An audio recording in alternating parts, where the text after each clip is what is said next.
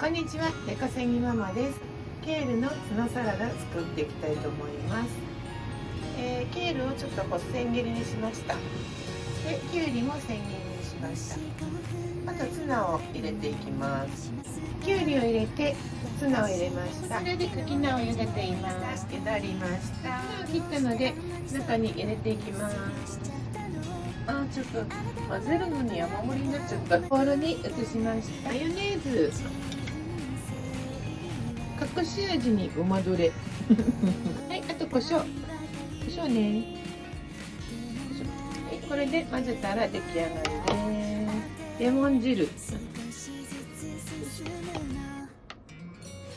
はい、サキナとケールのツナマヨサラダ出来上がり。